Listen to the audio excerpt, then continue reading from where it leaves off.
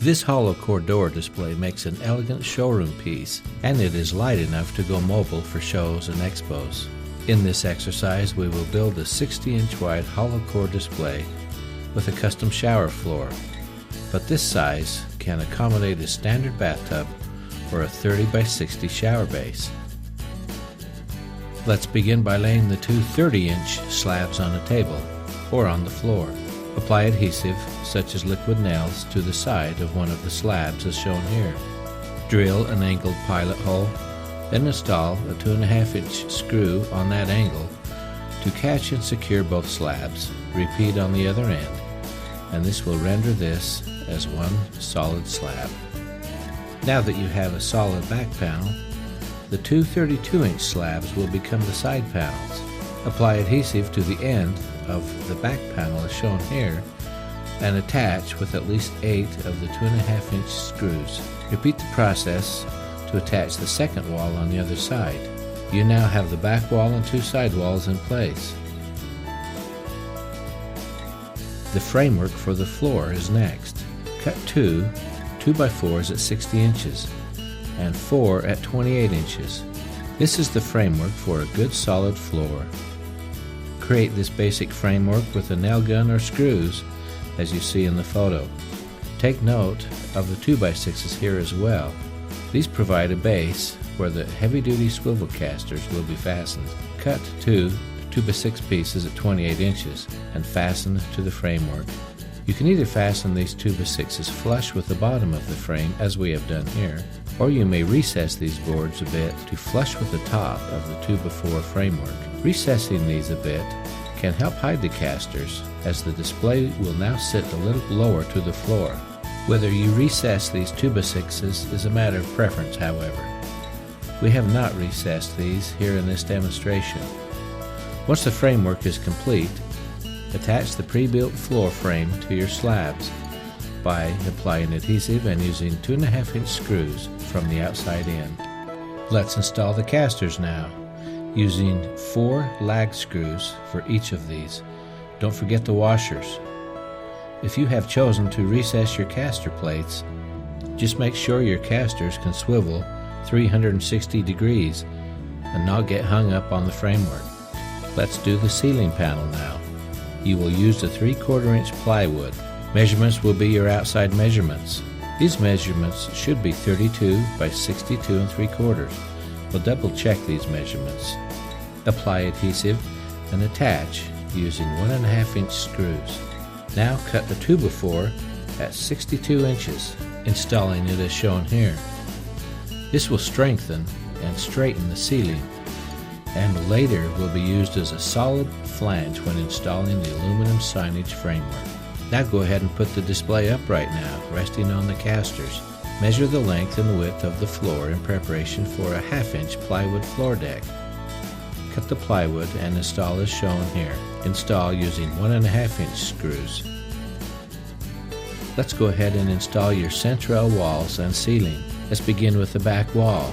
Fit the panel tight to the bottom and sides. Go ahead and use the recommended adhesive and put in place. The ceiling panel will be next. Get it tight on the back and on the sides, but stay at least a 1/2 inch away from the outside edge of the hollow core box, as you will need this room to install your trim. Install the two sidewall panels now, making it tight with the ceiling and the back wall. As you did with the ceiling, these sidewall panels should remain a 1/2 inch away from the outside edge. You will need this room for trim. Since we are creating a custom shower floor in this exercise, let's install the floor core. Once again, hold the core back from the front edge of the floor frame, this time 3/8 of an inch. This is where you determine the height of your threshold. Whatever height you want, use 1 or 2 2x4s and install flush with the floor core, but install it flush with the front edge of the floor core, and don't encroach on that 3/8 of an inch gap. Cut your Sentrel floor panel to fit your floor area. Find and mark the center of the drain on the back of the floor panel. You will create your drain hole by using a 3.5-inch hole saw. You now want to hollow out the underneath side of this drain area by using a router with a 3/8 rabbet bit as shown here. Set the depth to cut about 75% of the way through the panel from the back side. You don't want to cut clear into the image, but you want to leave about a 1/16 of an inch of the white backer. By using a heat gun, you can make this thin layer pliable. Be careful not to overcook or melt this area. Now that this drain area is soft and pliable, quickly turn the floor panel over and firmly press the strainer down, creating a recessed cup area. Hold this down until your new cupped area cools, and it will retain this new shape. Let's build a custom threshold or curb now. Using a panel approximately 16 by 60, you want to make the curb so that it easily slips over the 2x4 threshold plates that you just installed. Since your curb width is 3.5 inches, standard for a 2x4 plate, the V-grooves will now need to be 4¼ inches apart. Thus, you have added 3/4 of an inch to the width. You will soon understand that for every bend that you make, you will need to add 1/4 inch. So, for this threshold, which began at 3.5 inches, we've added 1/2 inch for the 2 bends, then another 1/4 inch for adhesive, and it gives a little room to be able to shift the threshold a bit so you can find your perfect fit. Using a 1/2 inch V-bit on your router, create these 2 V-grooves at the proper width as shown. These V-grooves can now be bent by using a heat gun or a heating wire. Apply heat to one groove at a time until it is pliable. When ready, bend the panel to a 90-degree angle and hold for about 45 seconds until it's cooled. Once cooled, this angle will retain this shape. Repeat on the next groove, and you have built a curb piece. Cut it to length.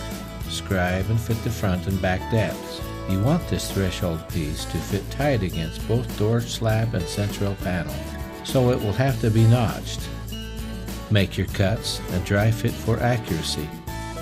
Then apply adhesive to top and sides of your threshold and install it. The left and right sides of the threshold will be flush with the outside edge of the hollow core box, and the bottom of the threshold is now flush with the wood on bottom. Attaching Sentrel trim pieces will be the next step. Begin with the ceiling trim. Notch both ends as shown here, and install the trim piece flush with the edge of the ceiling plywood of the hollow core box.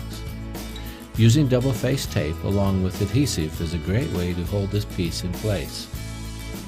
You can now install the vertical upright trim pieces, making sure they are flush with the outside edge of the display box and right on the outside edge of the threshold. The signage and finishing aspect of this display piece is next. The advertising wrap consists of the parts shown here and is installed rather quickly, turning this basic box into a showpiece. Start with these 2 parts. These are the main signs, and they have been rolled up for shipping. They have an aluminum bracket with pre-drilled holes and are installed on the front corners of the display box. By positioning the frame over the front of the display, the pre-drilled holes will be on the side where they belong.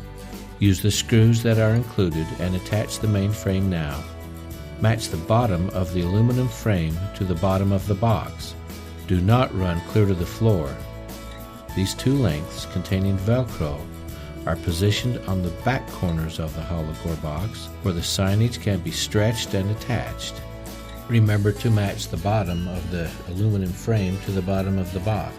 Again, do not run clear to the floor. Now you can stretch the sign and secure with Velcro. Don't worry that there are ripples in this signage. Over a couple of hours and continued stretching, this will straighten out rather nicely. Repeat this process on the other side of the box. Here are the 3 aluminum plates that you will install next. These will be the finishing touches to cover the remaining exposed wood on your project.